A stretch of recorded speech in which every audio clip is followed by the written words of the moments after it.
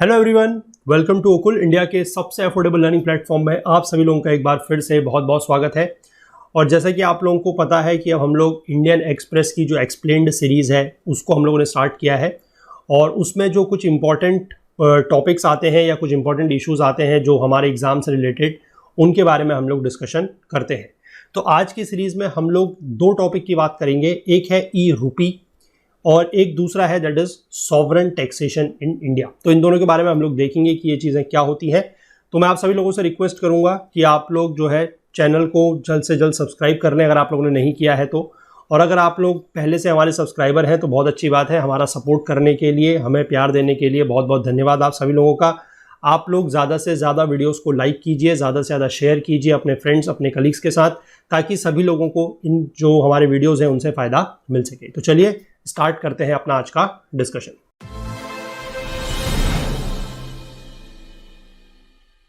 देखिए, सबसे पहले हम लोग बात करेंगे ई रूपी की कि ये ई रूपी है क्या, इसको समझेंगे। ये एक नया टर्म अभी पिछले दिनों, कुछ दिनों से न्यूज़ में रहा है। तो सबसे पहले इसका कंटेक्स्ट समझेंगे। It is taking the first step towards having the digital currency in the India. ठीक है, इन द कंट्री या इंडिया में डिजिटल करेंसी के तरफ बढ़ते हुए ये पहला कदम लिया गया है।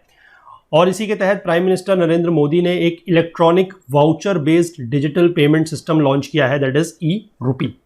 तो सबसे पहली चीज़ हमें यहाँ पर पता लग गई कि ये है क्या, that is electronic voucher based digital payment system, that is E rupee. ठीक है, ये इसका मतलब आप समझ गए कि इसका मतलब क्या है।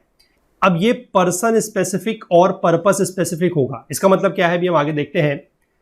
The platform which has been developed by National Payment Corporation of India, यानी कि एनपीसीआई ने इसे डेवलप किया है। ठीक है, एनपीसीआई का आपको पता है कि एनपीसीआई ने बहुत सारी चीज़ें, जैसे कि भीम है ना, जो भारत इंटरफेस फॉर मनी है, या फिर रुपे कार्ड है, ये सब भी एनपीसीआई ने ही डेवलप किया है ना। इन चीज़ों को हम लोग जो है अपनी इकोनॉमी वगैरह के कोर्सेज में बहुत ज़्यादा डिटेल में डिस्कस करते हैं, वहाँ पर हमने पढ़ा हुआ भी है ये चीज़।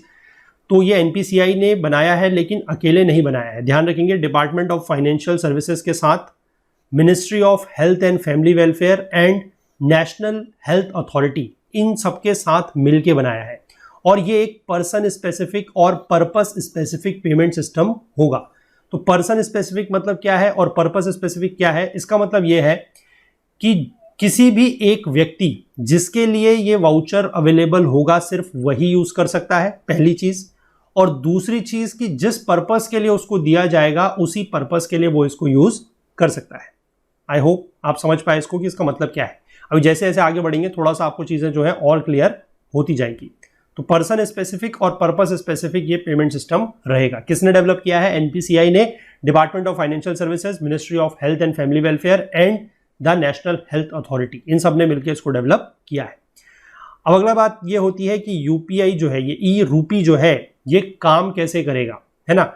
ई rupee is a cashless and contactless digital payment. ये एक कैशलेस है और कॉन्टेक्टलेस है, क्योंकि पिछले 1-1.5 साल से जब से कोविड आया है तब से ये कॉन्टेक्टलेस वर्ड जो है ये भी बहुत ज़्यादा चल रहा है ना। हर चीज़ की डिलीवरी, चाहे आप कुछ भी मंगा रहे हो, चाहे आप कोई कोरियर मंगा रहे हो, चाहे मतलब अमेजन, फ्लिपकार्ट, मिंत्रा वगैरह कहीं से भी, या फिर आप जोमेटो से, स्विगी से, कहीं से कुछ खाना मंगा रहे हो, तो हर चीज़ में कॉन्टेक्टलेस वर्ड जो है बहुत ज़्यादा देखने को मिल रहा है। तो ये भी एक प्रकार का कैशलेस और कॉन्टेक्टलेस डिजिटल पेमेंट है। डिजिटल पेमेंट का मीडियम है which will be delivered to mobile phones of beneficiaries, यानी कि जो भी बेनिफिशियरीज हैं उनके मोबाइल फोन में ये डिलीवर किया जाएगा in the form of an SMS string या फिर क्यूआर कोड। यानी कि आप ये समझिए कि क्यूआर कोड तो किस में आ जाएगा? जो आपका स्मार्टफोन है ना, जिसके पास स्मार्टफोन है उनके पास तो क्यूआर कोड आ जाएगा। लेकिन जिनके पास बेसिक फोन है ना, स्मार्टफोन नहीं है, सिर्फ एक बेसिक फोन है, तो वो भी इसका यूज कर सकते हैं। तो एसएमएस के जरिए भी इसका जो है फायदा लिया जा सकता है। This will essentially be a prepaid gift voucher. ये एक प्रीपेड गिफ्ट वाउचर होगा। कैसे? That will be redeemable at specific accepting centres without any credit और debit card, a mobile app और इंटरनेट बैंकिंग। मतलब किसी का भी आपको यूज करने की जरूरत नहीं है। अभी ये कैसे काम करेगा वो मैं आपको समझाता हूं। फिलहाल आप जो जो पॉइंट्स मैंने हाईलाइट करे हुए हैं, जो जो पॉइंट्स पर मैं जोर दे रहा हूं, उनको आप ध्यान रखिएगा। ई रूपी जो है will connect the sponsors of the services with the beneficiaries and service providers in a digital manner without any physical interface. चलिए इसका मतलब समझते हैं। सपोज कर लीजिए कि गवर्नमेंट है, गवर्नमेंट आपको पता है कि अलग अलग स्कीम्स के तहत, जो वेलफेयर स्कीम्स होती हैं उसके तहत सरकार क्या करती है, जो बेनिफिशियरीज हैं उनको कुछ फ़ायदा पहुंचाती है ना। जैसे मान लीजिए आपने पीछे देखा होगा या सुना होगा काफ़ी समय से, जब से एनडीए गवर्नमेंट आई है 2014 से, जैसे जनधन अकाउंट खोले गए लोगों के, है ना, उसमें एलपीजी की सब्सिडी मिलती है, किसानों को फर्टिलाइज़र की सब्सिडी मिलती है। तो उसमें होता क्या है कि उनके अकाउंट में डायरेक्टली पैसा डाल दिया जाता है।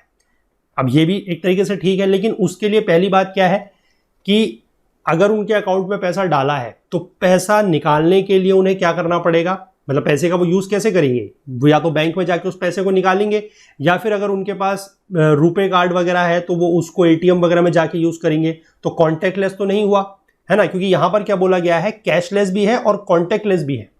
आपको कोई कार्ड वगैरह का यूज़ करने की ज़रूरत भी नहीं है, आपको करेंसी छूने की ज़रूरत भी नहीं है, और कैश तो यहाँ पर बोला ही जा रहा है कि कैशलेस ये रहेगा। तो उसमें होता था ये जो मैंने आपको बताया कि डायरेक्ट बेनिफिट ट्रांसफर होता था, सीधे अकाउंट में पैसा चला जाता था। अब उससे नुकसान क्या है, उसका नुकसान समझिए। उसका नुकसान ये है कि सपोज कर लीजिए आपने किसी गरीब परिवार के किसी व्यक्ति के नाम पर, जो जैसे उज्ज्वला योजना वगैरह थी, उसमें एलपीजी सिलेंडर के नाम पर आपने सब्सिडी दी, है ना, पहल नाम की सब्सिडी होती है एलपीजी पे, आपको पता होगा पहल।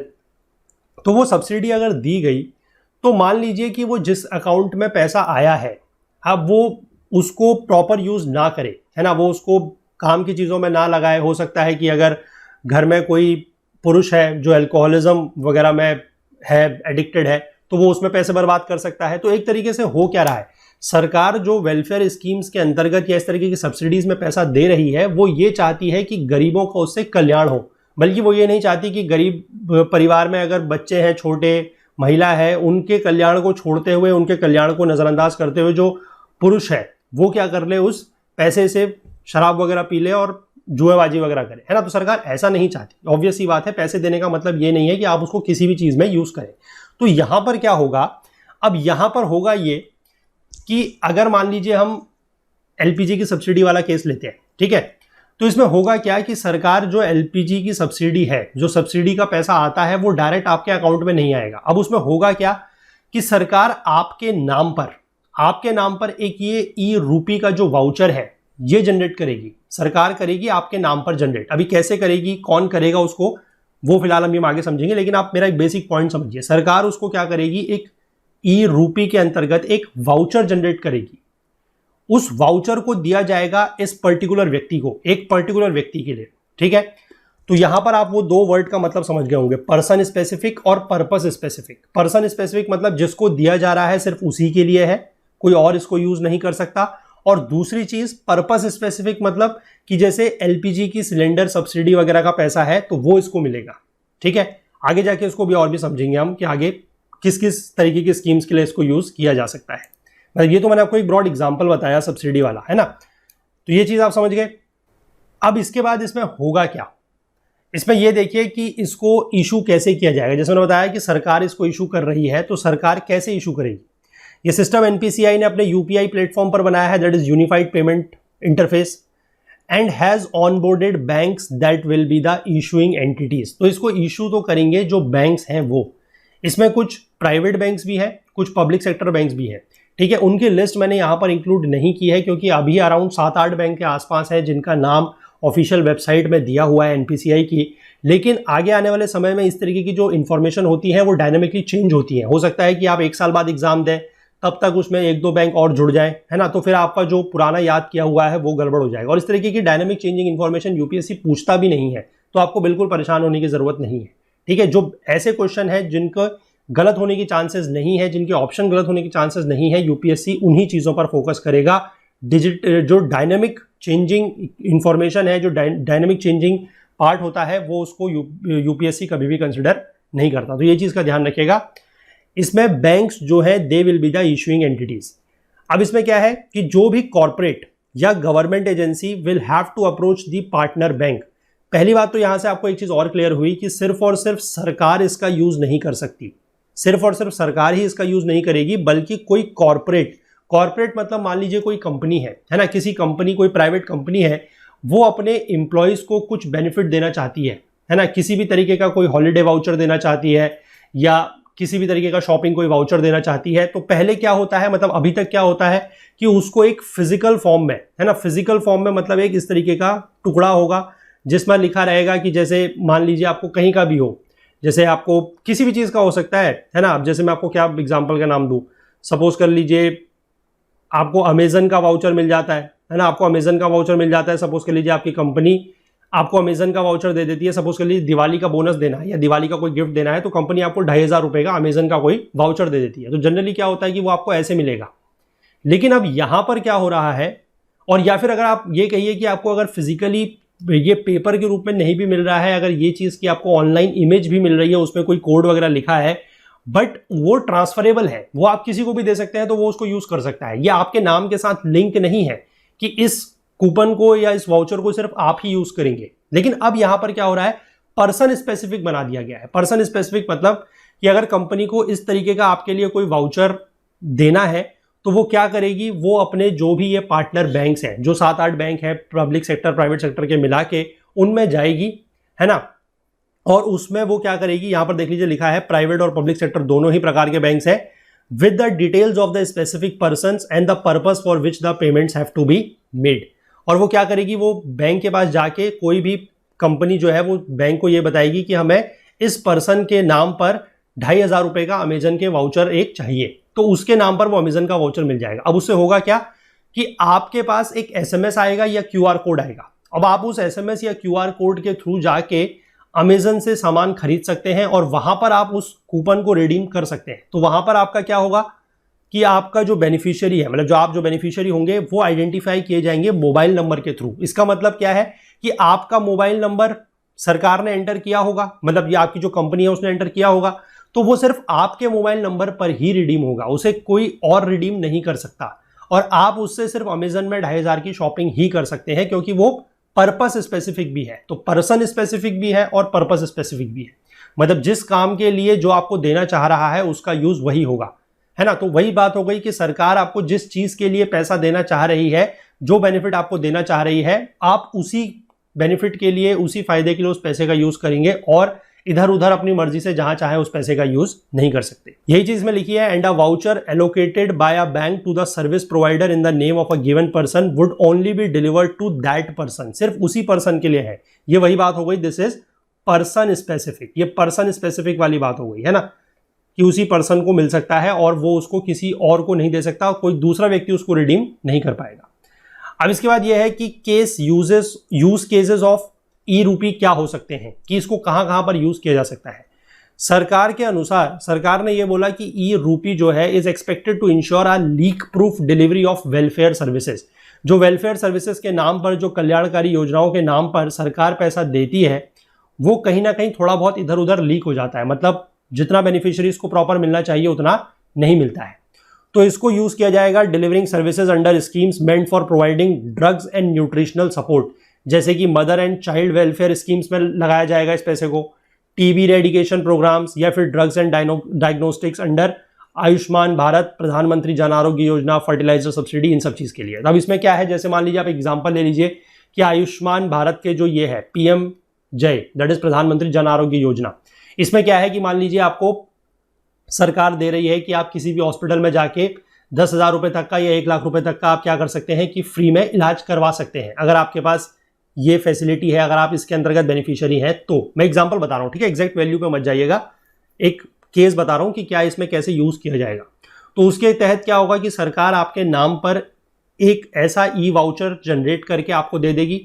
अब उसको आप अगर कहीं पर भी आप इस तरीके का कोई भी जो जन आरोग्य केंद्र होगा वहां पर जाके आप चाहे मेडिसिन लेते हैं, चाहे आप वहां पर कुछ बीमारी का इलाज वगैरह करवाते हैं, तो उसके अंतर्गत आपको जो पैसा देना है वो आप पैसा अपनी जेब से नहीं देंगे, आपको अपने कोई भी कार्ड से, किसी क्रेडिट कार्ड से, इंटरनेट बैंकिंग से पेमेंट करने की जरूरत नहीं है। आप क्या करेंगे, वो जो वाउचर है उसको रिडीम करेंगे। तो उस वाउचर को रिडीम करने से सरकार ने जो पैसा आपको दिया है उस वाउचर के थ्रू वो दुकानदार तक पहुंच जाएगा और आपको जो है उसका फायदा मिल जाएगा, आपको दवाई मिल जाएगी, आपको इलाज जो है वो मिल जाएगा। तो इस तरीके से इससे काम होगा। आई होप आप इसको समझ पा रहे हैं। और ये भी लिखा गया है कि government has also said that even the private sector can leverage this digital vouchers as part of their employ welfare. वो तो मैं आपको ऊपर समझा चुका हूं, जो अमेजन वाला वाउचर का केस मैंने बताया। और वो कॉर्पोरेट सोशल रिस्पॉन्सिबिलिटी प्रोग्राम्स के लिए भी जो प्राइवेट सेक्टर है वो इसका यूज कर सकते हैं। अब ये ई रूपी जो है इसकी सिग्निफिकेंस क्या है और ये डिजिटल करेंसी से अलग कैसे है? The government is already working on developing a central bank digital currency and the launch of E rupee could potentially highlight the gaps in digital payments infrastructure. पहली बात तो हमें यह समझनी है कि ये कोई डिजिटल करेंसी नहीं है, ठीक है। सरकार ने ये बोला है कि हम एक डिजिटल करेंसी लॉन्च करेंगे, सेंट्रल बैंक डिजिटल करेंसी हम लॉन्च करेंगे, और ई रूपी को हमने पहले लॉन्च करके अब हम देख रहे हैं कि डिजिटल पेमेंट का जो इंफ्रास्ट्रक्चर है उसमें क्या क्या कमियां हैं, उससे हमें ये पता लग जाएगा। मतलब एक तरीके से आप कह सकते हैं कि ये एक ट्रायल रन है।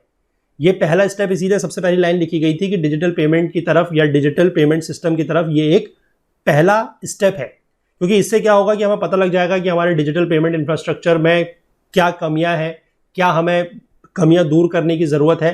तो उसके हिसाब से फिर बाद में जो है जब हम ये central bank digital currency launch होगी तब उसका हमें चीज़ें पता लग जाएंगी। तो that will be necessary for the success of the future digital currency.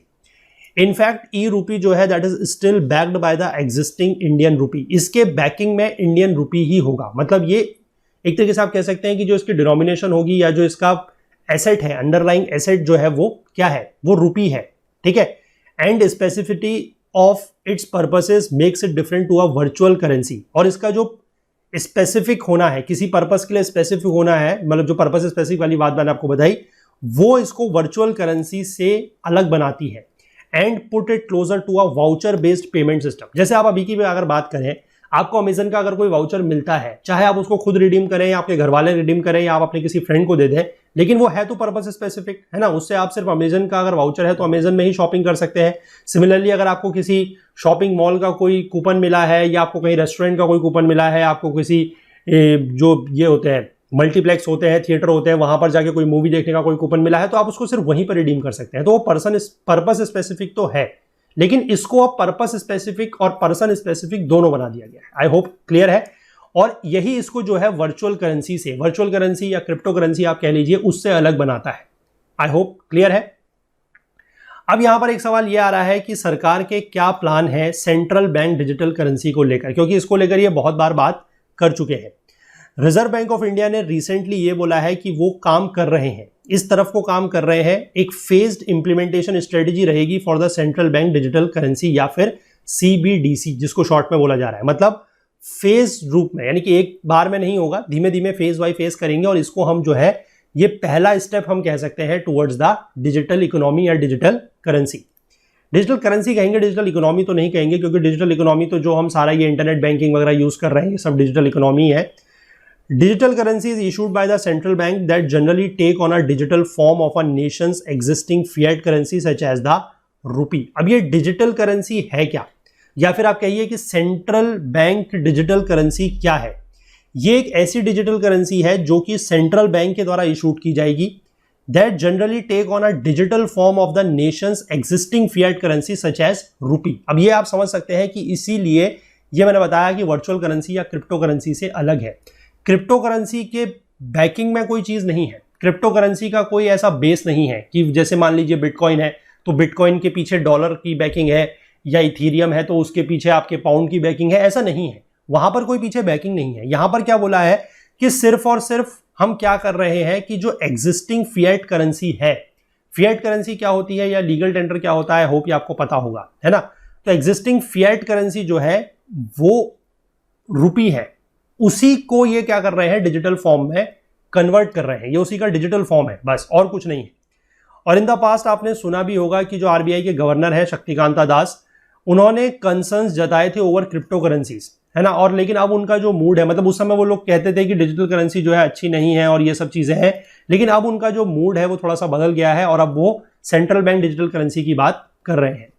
हालांकि central bank digital currency are conceptually similar to currency notes, वो करेंसी नोट्स की तरह ही है। तो the introduction of CBDC would involve changes in the enabling legal framework since the current provisions are primarily synced for currency in paper form. यानी कि अगर ये जो सीबीडीसी वगैरह लाया जाएगा तो इसके लिए हमें कुछ लीगल फ्रेमवर्क में चेंज करना पड़ेगा, मतलब कुछ लॉज वगैरह जो है उनमें थोड़ा सा चेंज करना पड़ेगा, क्योंकि अभी के जो करंट प्रोविजंस है वो सारे के सारे करेंसी इन पेपर फॉर्म, या आप कह सकते हैं कि जो पेपर करेंसी है उससे संबंधित है। तो थोड़ा बहुत इसमें लॉज वगैरह को चेंज करना पड़ेगा। अब अगला सवाल ये आता है, does India have apatite for digital currency, मतलब इंडिया में अगर इस तरीके की डिजिटल करेंसी को लॉन्च किया जाता है तो वो कितना चलेगी, है ना। मतलब हम ऊपर वो बात तो समझ गए, जो ई रूपी वाली बात थी वो हम समझ गए कि वो क्या है, कैसे यूज होगा। अब हम यहां पर आ गए हैं डिजिटल करेंसी के ऊपर, और हम ये जान रहे हैं कि क्या इंडिया में अगर डिजिटल करेंसी को लॉन्च किया जाता है तो क्या वो यहां पर चलेगी। तो आरबीआई ने ही इसके लिए कुछ 4 पॉइंट दिए हैं। आरबीआई ने एटलीस्ट 4 रीजंस दिए हैं कि digital currencies are expected to do well in India, यानी कि इंडिया में भी अगर कोई डिजिटल करेंसी लॉन्च की जाती है तो वो इंडिया में बहुत अच्छा करेगी। उसके लिए जो 4 इन्होंने रीजन दिए हैं, वो सबसे पहला है कि इंडिया में क्या है, increasing penetration of digital payments हो रहा है, that exist alongside sustained interest in cash usage specially for small value transactions, यानी कि कैश यूसेज तो है ही है, लेकिन उसके साथ साथ डिजिटल पेमेंट जो है वो इंडिया में बढ़ रहा है। और खासकर जब आपको पता है कि डिमोनेटाइजेशन हुआ था, उसके बाद से डिजिटल पेमेंट काफी ज्यादा क्या हुआ है, बढ़ गया है। तो इन्होंने एक तो ये कारण बताया है कि लोग डिजिटल पेमेंट तो कर ही रहे हैं, तो इसका यूज भी कर सकते हैं।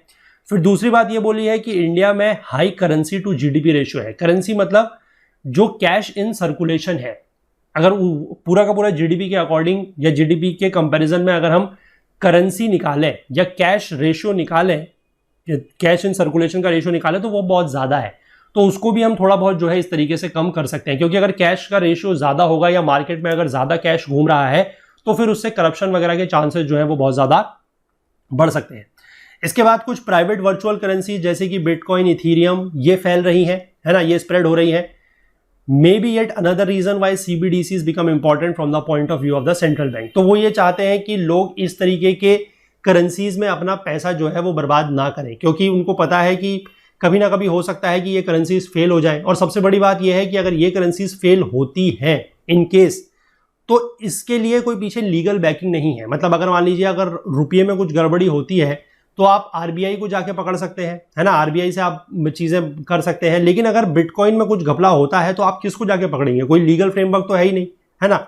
और दूसरी बात ये भी है कि CBDC जो है वो जनरल पब्लिक को एक थोड़ा सा कुशन प्रोवाइड करेगी in an environment of volatile private VCs। जो प्राइवेट VCs है, जो प्राइवेट वर्चुअल करेंसीज है, उनका जो माहौल चल रहा है पूरा का पूरा, है ना, उसमें जनरल पब्लिक को एक कुशन मिलेगा, क्योंकि इनका तो वही है कि ये वोलेटाइल है काफी ज्यादा, आज ऊपर कल नीचे, वही वाला हिसाब है। तो अगर ये बर्बाद हो गई और उसके बाद लोग अगर इसमें पैसा लगा के लोगों का पैसा डूब गया तो फिर उसमें और ज्यादा प्रॉब्लम आ सकती है। लोग गलत संगत में उसके बाद पड़ सकते हैं, मतलब गलत उनकी आदतें लग सकती हैं, डिप्रेशन में जा सकते हैं, अल्कोहलिज्म का शिकार हो सकते हैं। तो सोशल सिक्योरिटी लोगों को देने के लिए भी एक तरीके से आप कह सकते हैं कि ये एक स्टेप लिया जा रहा है। अब अगला यहां पर बात ये बोली गई है कि क्या कोई ऐसा ग्लोबल एग्जाम्पल है जहां पर ऐसा ही कोई वाउचर बेस्ड वेलफेयर सिस्टम लाया गया है।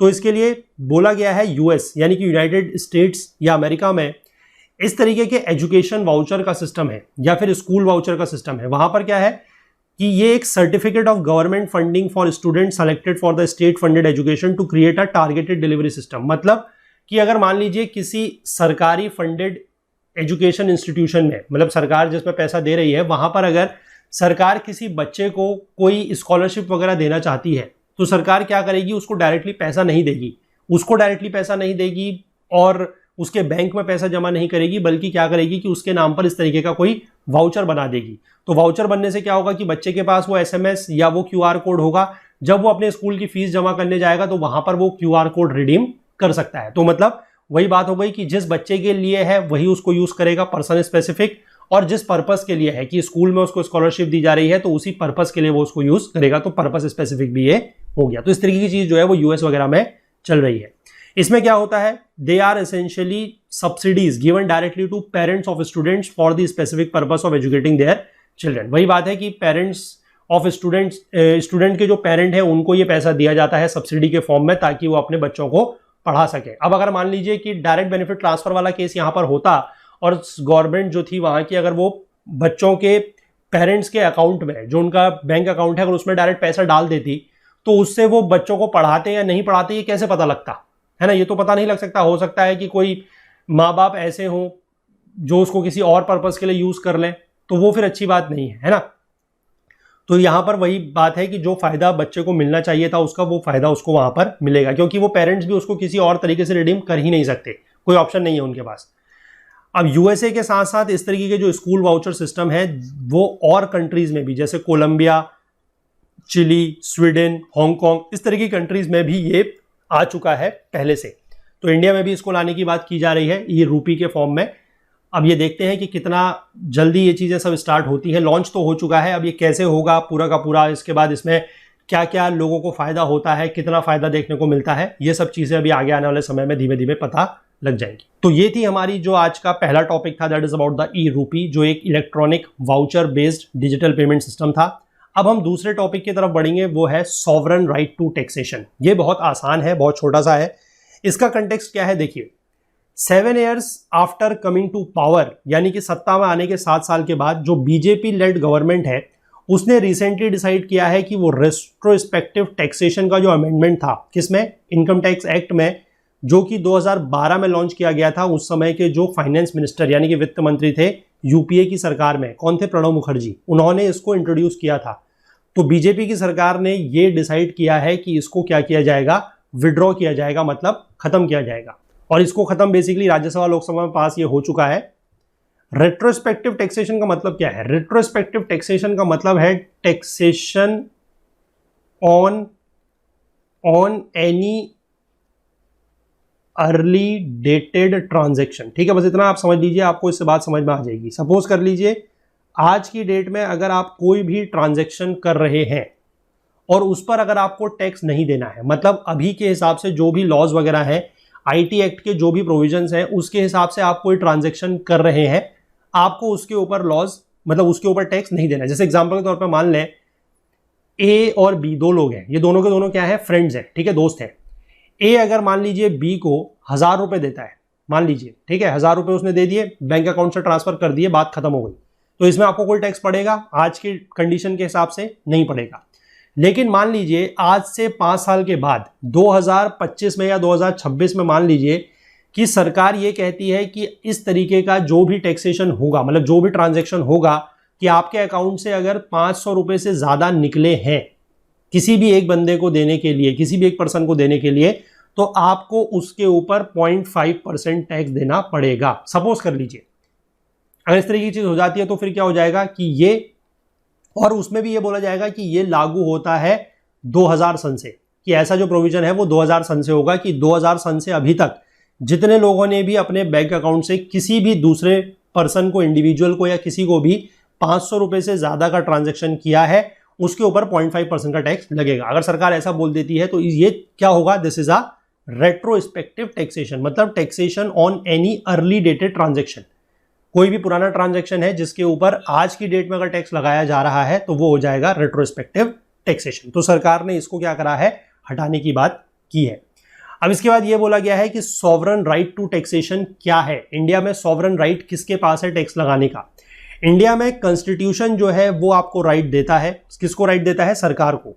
सरकार को राइट देता है to levy taxes on individuals and organisations, है ना। इंडिविजुअल जो है उनके ऊपर भी टैक्स लगा सकती है सरकार, और ऑर्गेनाइजेशंस जो है उनके ऊपर भी टैक्स लगा सकती है।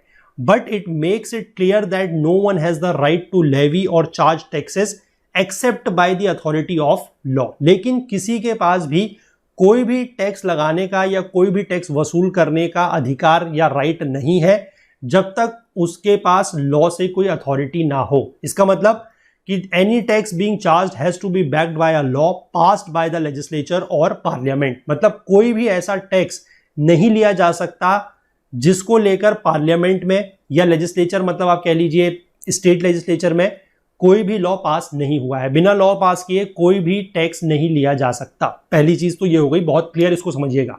और पावर कहां से मिलती है वो तो आपको कॉन्स्टिट्यूशन देता है, ये हम लोगों ने पॉलिटी में पढ़ा है बहुत डिटेल में।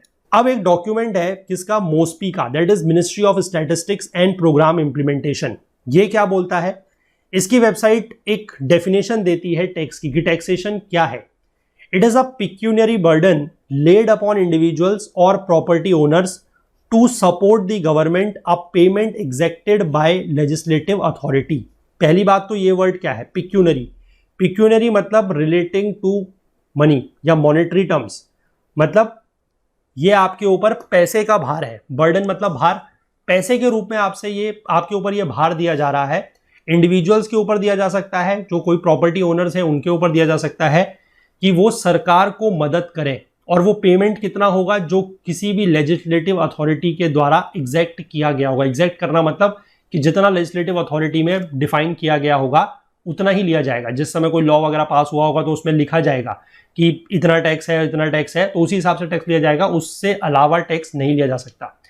And that a tax is not a voluntary payment. Tax कोई वॉलंटरी पेमेंट नहीं है, कोई डोनेशन नहीं है। वॉलंटरी पेमेंट का मतलब क्या है कि आपकी इच्छा हुई, जैसे मंदिर में होता है ना, जब आप जाते हैं तो आप चढ़ावा चढ़ाते हैं या आप कहीं पर कोई दान दक्षिणा देते हैं, तो उसमें क्या होता है, आपकी जितनी मन आ रही है, 100 रुपये, 1000 रुपये, 5000, 10,000, आपकी जितनी मन आ रही है आप अपनी श्रद्धा अनुसार दे सकते हैं, अपनी इच्छा अनुसार दे सकते हैं। पर यहां पर ऐसा नहीं है, ये एक एनफोर्स्ड कंट्रीब्यूशन है। एनफोर्स्ड मतलब आपको देना ही पड़ेगा, लॉ के द्वारा एनफोर्स्ड है, ये भी ध्यान रखिएगा, एनफोर्स्ड बाय लॉ, कि कानून के तहत ये एनफोर्स्ड है। अगर आपने जितना टैक्स आपको देना बनता है, अगर आप वो नहीं देते हैं तो आपके ऊपर लीगल एक्शन लिया जा सकता है और लिया जाता भी है। Exact pursuant to legislative authority, वही लेजिस्लेटिव अथॉरिटी के द्वारा जितना भी है वो आपको टैक्स वगैरह देना पड़ेगा।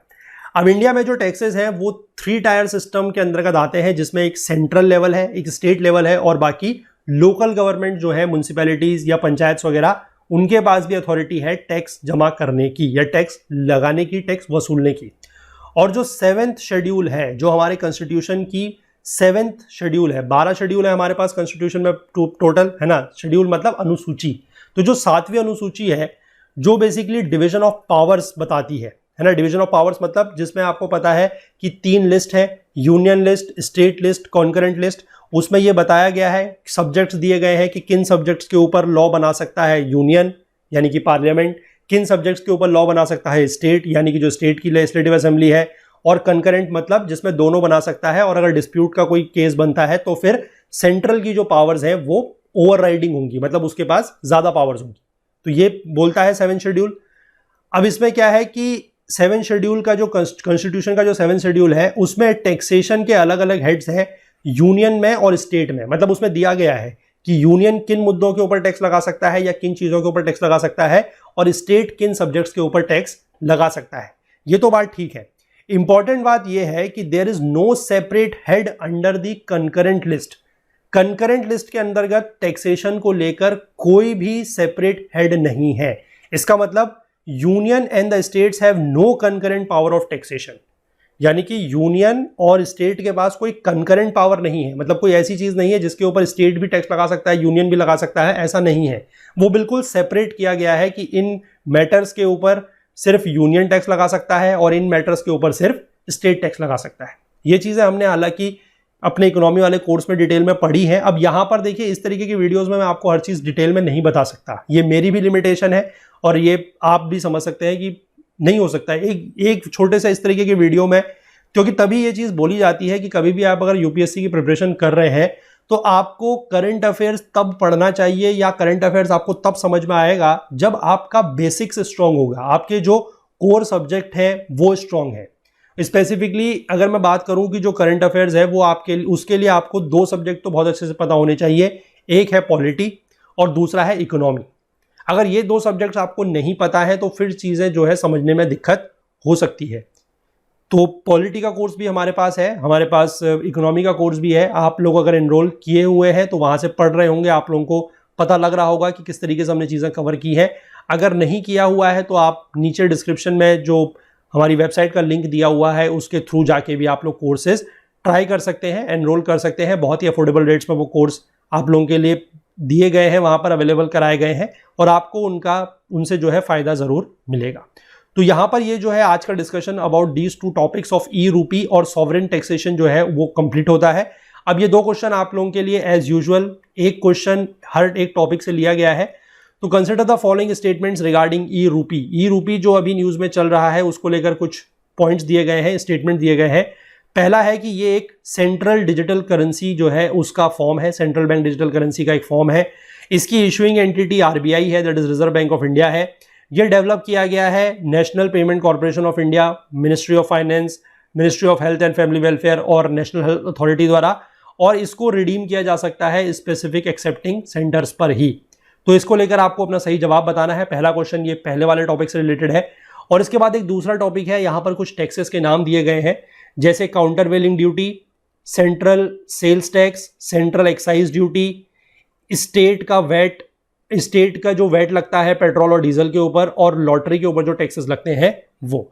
तो सवाल यहां पर इसके नीचे ये है कि which among the above taxes have been subsumed in GST. हालांकि जीएसटी आप लोगों को पता है कि 2017 का टॉपिक है, लेकिन इस तरीके के क्वेश्चन को डालने का मतलब यह है कि आपको पता होना चाहिए कि किस तरीके का टैक्स या कौन सा टैक्स स्टेट लगाता है, कौन सा टैक्स यूनियन लगाता है, कौन से टैक्स का जो स्टेटस है वो चेंज हो गया है। क्योंकि जीएसटी देखिए अभी भी बहुत ज़्यादा स्मूथ इसकी प्रोसेस नहीं हुई है ना। और जिस समय जीएसटी लॉन्च हुआ था 2017 में, उस समय स्टेट्स जो थे, जो राज्य थे, वो बहुत ज़्यादा परेशान थे, क्योंकि स्टेट्स के काफ़ी सारे टैक्सेस इसमें सब्ज्यूम कर दिए गए थे। और टैक्सेस आपको पता है कि that is one of the major, या मैं कहूँगा कि वन ऑफ द मेजर नहीं, it is the only major source of income और रेवेन्यू फॉर दी गवर्नमेंट, चाहे वो स्टेट गवर्नमेंट हो, चाहे वो सेंट्रल गवर्नमेंट हो।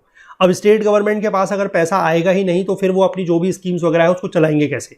तो उसको लेकर इन्होंने काफ़ी बड़ा जो है उस समय मतलब शोर शराबा हंगामा वगैरह हुआ था। तो उसी को लेकर सरकार ने ये बोला था कि 2017 से लेकर 5 साल 5 ईयर्स मतलब 2022 तक ये जो स्टेट्स हैं इनको जीएसटी का कुछ कंपनसेशन सेस वगैरह दिया जाएगा। वो अभी भी दिया जा रहा है, 2022 तक दिया जाएगा। हालांकि अभी भी आप बीच बीच में न्यूज़ में पढ़ते रहते होंगे कि सरकार जो है राज्यों को जीएसटी का पैसा नहीं दे रही है, देर में दे रही है ना। तो इसलिए जीएसटी जो है वो हमेशा न्यूज़ में अभी भी बना हुआ है। और यहाँ पर इस तरीके का क्वेश्चन आया है सॉवरेन टैक्सेशन का, तो फिर ये जीएसटी का मुद्दा उठ सकता है ना, क्योंकि एक रेट्रोस्पेक्टिव टैक्स का जो केस है वो वापस हुआ है, जैसे मैंने आपको भी बताया जो अमेंडमेंट है, तो उसको लेकर फिर से इस तरह की चीज़ें हैं और ये आपको बिल्कुल ध्यान रखना है। अब जीएसटी मैं कहूँगा कि जीएसटी आपका अब एक करंट का टॉपिक नहीं रहा, हालांकि अब ये एक स्टैटिक पोर्शन बन चुका है आपके इकोनॉमी में, बजट एंड टैक्सेशन के अंतर्गत, लेकिन इसको ध्यान रखना जरूरी है। तो इन दोनों क्वेश्चंस का जवाब आप बताइएगा, और क्वेश्चंस का जवाब आप कमेंट सेक्शन में कैसे बताएंगे, यहाँ पर आपको साफ साफ नंबर दिख रहा है, question number 1 and question number 2। तो इसी के हिसाब से आप नंबर बताइएगा कि क्वेश्चन 1 का क्या आंसर है और क्वेश्चन 2 का क्या आंसर है, ठीक है। और अगर आप इस पूरे के पूरे वीडियो की जितने भी हमने डिस्कशन यहाँ पर किया है, अगर आपको ये पीडीएफ की जरूरत है तो आप नीचे डिस्क्रिप्शन में दिए गए लिंक पर जा सकते हैं, वहां पर आपको इसकी पीडीएफ जो है वो मिल जाएगी। तो कंटेंट रिलेटेड अगर आपको कोई भी डाउट है तो आप हमारा टेलीग्राम का ग्रुप ज्वाइन कर सकते हैं। क्विजेज अगर आप अटेम्प्ट करना चाहते हैं तो उसके लिए भी हमारा टेलीग्राम का एक सेपरेट ग्रुप है, उसको आप ज्वाइन कर सकते हैं। कोई और अगर आपको क्वेरी है हमारे किसी भी कोर्सेज को लेकर या हमारे किसी भी और प्लेटफॉर्म को लेकर, हमारे पास अलग अलग चैनल्स हैं subject wise, history, geography, polity, economy के, आप उनको जाके भी विजिट कर सकते हैं। उनके भी लिंक्स नीचे डिस्क्रिप्शन में दिए हुए हैं, या फिर आप हमें सोशल मीडिया प्लेटफॉर्म्स के थ्रू भी कनेक्ट कर सकते हैं। अगर आपको कोई भी और प्रॉब्लम होती है तो आप हमसे कांटेक्ट कीजिएगा, हम आपके सारे के सारे सॉल्यूशंस जो है वो ज़रूर करके देंगे। आई होप आपको ये वीडियो पसंद आया होगा। जल्द मिलेंगे किसी दूसरे वीडियो के साथ, तब तक के लिए अपना बहुत बहुत ध्यान रखिएगा। Please do take care of yourself. Thank you, have a nice day, bye bye.